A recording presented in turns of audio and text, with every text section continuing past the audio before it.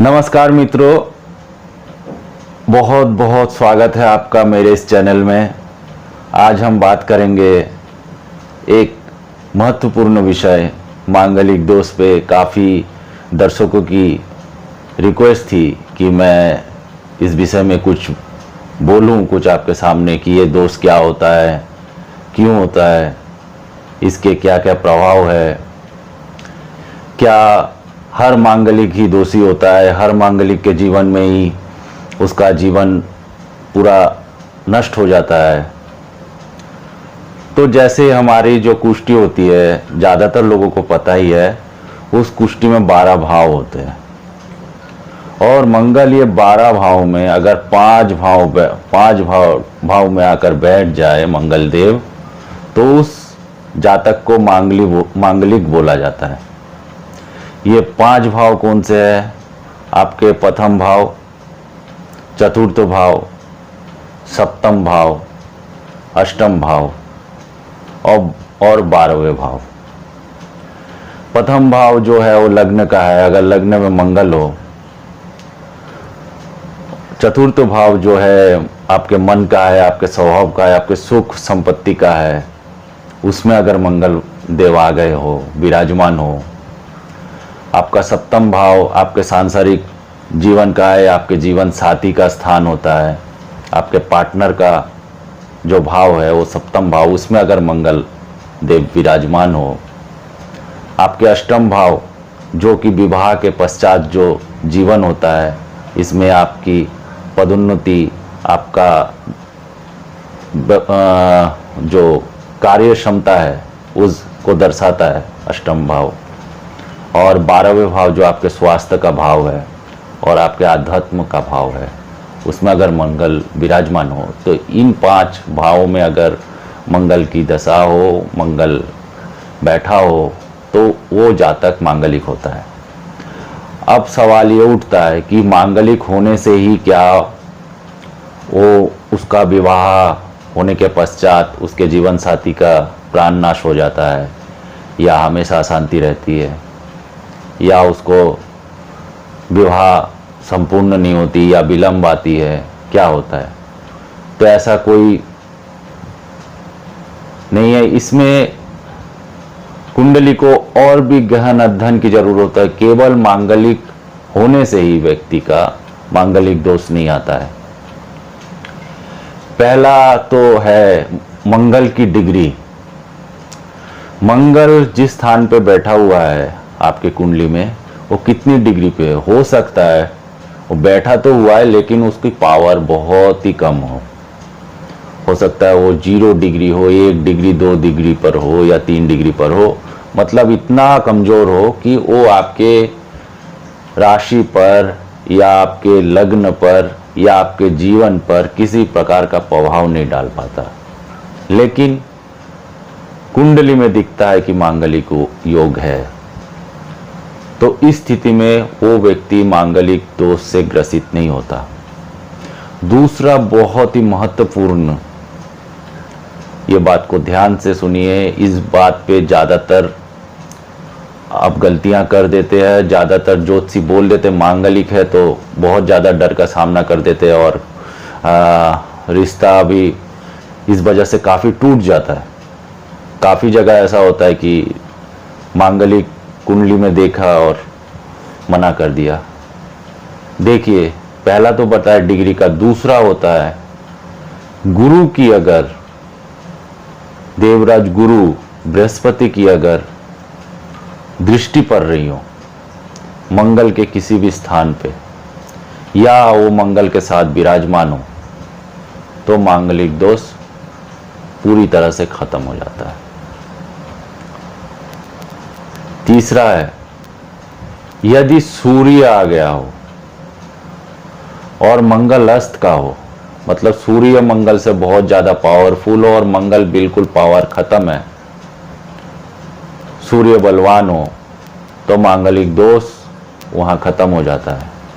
खतरा उस सिचुएशन में है जब मंगल बहुत ही बलवान हो और गुरु की कोई कृपा दृष्टि नहीं पड़ रही हो।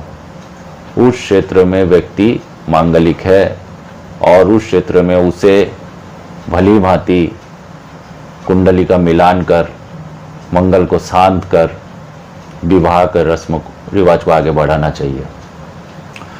इससे भी खतरनाक स्थिति तब आती है जब मंगल के साथ सूर्य रवि भी बलवान हो और एक साथ विराजमान हो, तो ये सबसे खतरनाक स्थिति होती है, क्योंकि मंगल का जो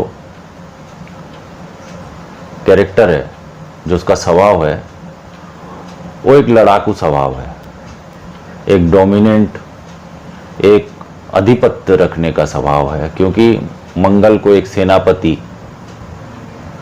का जज्बा हासिल है, मंगल का स्वभाव पूरी तरह से सेनापति की तरह है, उसमें बहुत ऊर्जा है, बहुत पावर है, बहुत क्रोध है, बहुत तेज है, बहुत बलवान है, और वो सामने वाले को अपनी बात मनवा के ही रहेगा।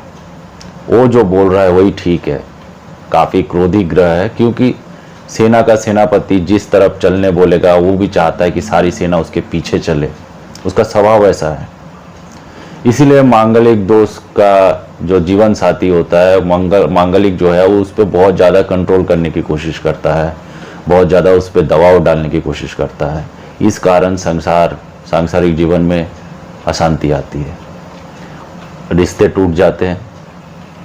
क्योंकि देखिए, ये सब युद्ध भूमि में चलता है कि आप सेनापति है, आप अपने तरीके से सेना को चलाए, लेकिन ये गृहस्थ जीवन में चलता नहीं है। आप अपने जीवन साथी को एक हद तक ही कंट्रोल कर सकते हैं, बहुत ज़्यादा कंट्रोल करने जाएंगे तो वहाँ अशांति की शुरुआत हो जाती है।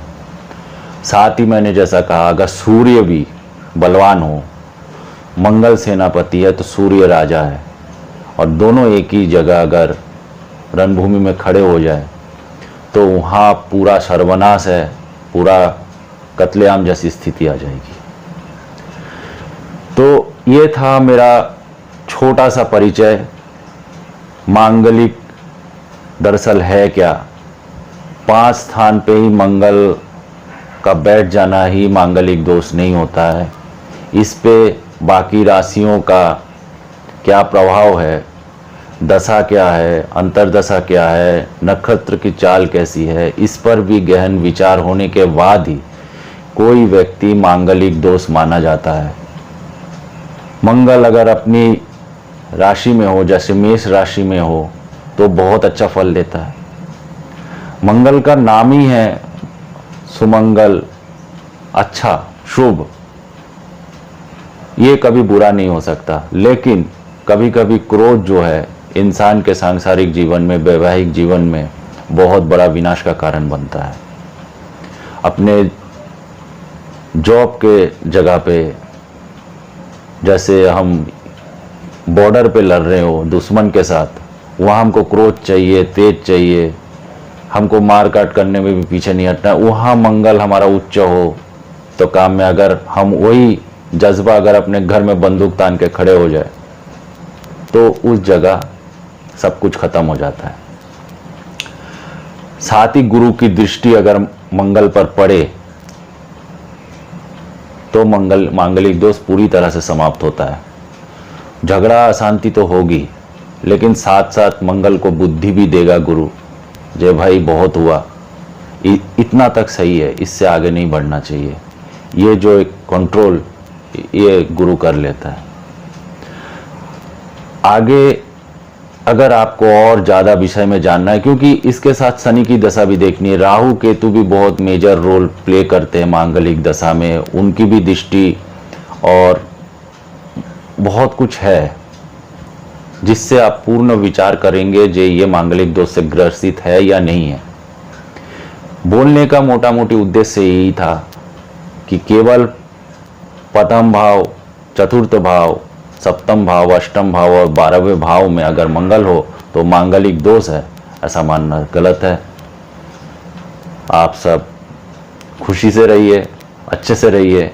मांगलिक दोष तुरंत विचार मत कीजिए, इसका बढ़िया से स्टडी कीजिए, कोई अच्छे ज्योतिषी के पास जाकर इसको देखिए, तब जाके कोई निर्णय लीजिए। धन्यवाद।